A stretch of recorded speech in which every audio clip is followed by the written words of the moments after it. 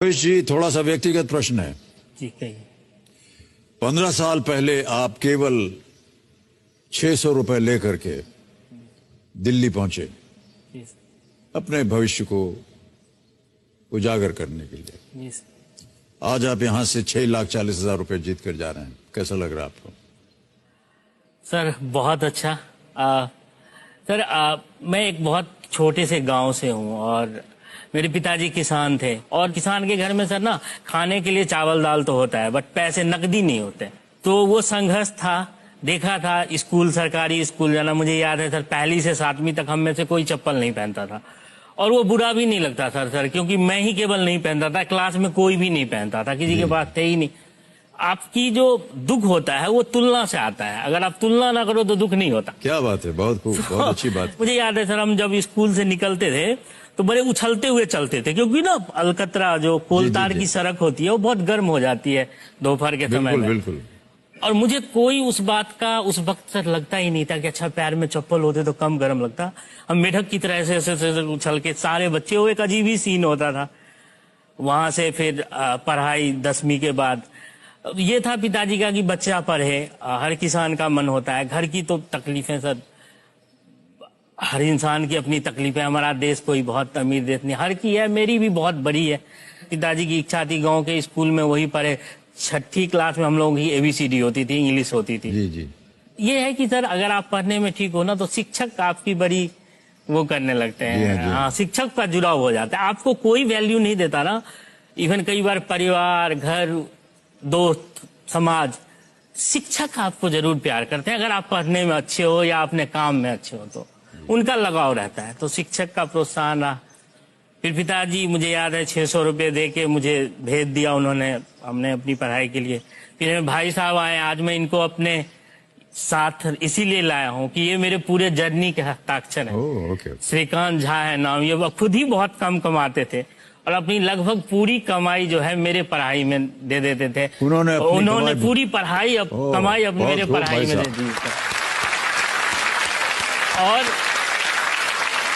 क्यों लगा भाई साहब आपको कि आपको अपनी कमाई से अपने भाई को और आगे बढ़ाना चाहिए? सर मुझे लगता है कि गरीबी एक ऐसा टीचर है जो हमेशा कुछ न कुछ अच्छा करने के लिए प्रोत्साहित करते रहता है इंसान को। क्या बात है। और सही समय पे सही मार्गदर्शन मिल जाए तो इंसान वो सब कुछ हासिल कर सकता है जो उसकी दिली इच्छा है। कितनी सुंदर बात कही सर आपने। गरीबी सबसे बेहतर शिक्षक होता है, वो प्रोत्साहित करता है कि हम और आगे बढ़ें। वाह, क्या बात है, बहुत खूब। उसके बाद फिर जब आप अपने काम में लग गए तो फिर आप अमेरिका भी गए, जो आपकी एक मन में एक भावना थी, एक आशा थी कि कभी हम अमेरिका जाएं, और वहां का माहौल आपको बिल्कुल अलग लगा। क्या अलग था वहां पर? एक ये था कि हम 6ठी में ABCD पढ़े थे, तो हमारे लिए अमेरिकन कल्चर, इंग्लिश ही अपने आप में एक नई चीज है, क्योंकि आप आपके अंग्रेजी स्कूल से नहीं हो, आप एक सरकारी स्कूल से हो और हमारी प्रोनाउंसिएशन डिफरेंट होती है सर। अभी भी कई बार प्रॉब्लम आती है, अब तो दिन रात उन्हीं के साथ काम करना पड़ता है, बट हमारी प्रोनाउंसिएशन अलग है और उनकी अलग है। सर जो भी प्रोनाउंसिएशन है बहुत मीठी है। तो वो एक था, पिताजी को भी लगता था जब कभी सुनते थे आस पड़ोस में कि कोई विदेश गया है तो मेरा बेटा भी विदेश जाता। और फिर वक्त आपको जैसे जैसे आपकी मेहनत, वक्त, लोगों का साथ तो आगे ले जाता। तो मैं अमेरिका गया, इसी साल गया हूँ मेरे लिए, और ये एक सपना साकार होने जैसा है। कंपनी ने ही मुझे स्पॉन्सर किया था। तो एक अलग है सर, कई चीजों में अलग है। जैसे मुझे अलग लगा वहाँ का कि एक इंफ्रास्ट्रक्चर उनका बेहतर है, पहले से है। दूसरा कि वहाँ पे महिलाएं बहुत लिबरेटेड हैं सर, क्योंकि मेरे वहाँ पे जैसे हम यहाँ 70 लोगों की टीम है, वहाँ भी हमारे डिपार्टमेंट की 70 लोगों की टीम है, उसमें 68 महिलाएं हैं। 68 हाँ। और सर केवल 2 पुरुष और उनकी एज सर 70-75, काफी दिनों से, वो 50 साल से इस हेल्थ केयर फील्ड में है। हम लोग तो अभी 10 साल से आए हैं, 15 साल से। और वो इतना खुश हैं सर जब वो डांस करते हैं, जब वो पार्टी करते हैं।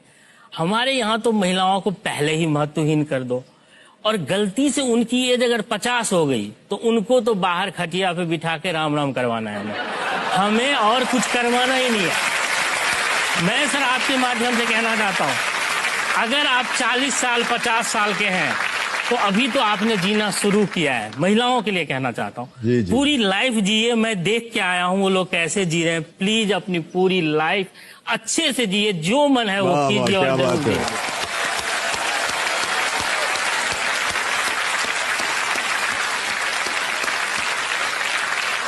पत्नी जी, आप सुन रहे हैं कि नहीं? जी सर। 40-50 साल, अब हम आपकी उम्र नहीं पूछ रहे हैं लेकिन आप बोल रहे हैं कि उसके बाद भी आपको एकदम जी करके जीना है, तब आपकी जिंदगी तभी से शुरू होने वाली। जितनी महिलाएं हैं सब बहुत खुश हैं भावेश जी आपसे, आपकी बातों से सुन के, आपकी भावनाओं को सुन करके। सर मेरी 2 बेटियां हैं और मैं लिखता हूँ, तो मैंने उन 2 बेटियों के लिए कुछ लाइन लिखी है और जो इस चीज से कनेक्ट हो रही है। जी, जी। अगर आप सर अनुमति जी, जी, दे तो बिल्कुल, 2 बिल्कुल, लाइन। कहिए। हाँ। बेटी तुम बड़ी मत होना, वाह। बेटी तुम बड़ी मत होना, कुछ सवाल उठाए जाएंगे, कुछ परंपराएं दिखाई जाएंगी, तुम्हारी खुशी के बदले तुम देवी बना दी जाएगी, इनकी झूठी दिलासों में अपनी हंसी मत खोना, बेटी तुम बड़ी मत होना। क्या बात है, वाह वाह, क्या बात। समाज के ठेकेदार के ठेकेदार हर चीज का ठेका लेते हैं, औरत के धर्म का ठेका लेते हैं, औरत के शर्म का ठेका लेते हैं। इनकी बाहियात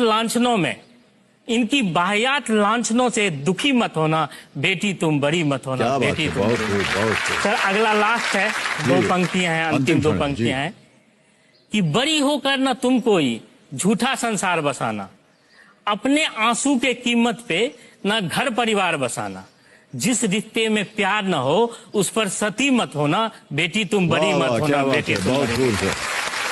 बहुत बहुत बधाई आपको। आजकल के समाज का आपने उल्लेख कर दिया एकदम एक छोटी सी कविता में, क्योंकि हम यही देखते हैं हर दिन महिलाओं के प्रति क्या क्या अनौपचारिक चीजें होती रहती हैं। और ये जो आपने कहा ये बहुत ही सुंदर कविता है सर, इसको छपना चाहिए। आप हमको दे दीजिएगा, हम अपने सोशल मीडिया पे छाप देंगे इसको। सर बहुत बहुत धन्यवाद, बहुत बहुत धन्यवाद। आपकी विचारधारा जो है वो बहुत ही अव्वल है, बहुत ही ऊंची है। For more updates, subscribe to our channel, click the show links and enjoy watching the videos.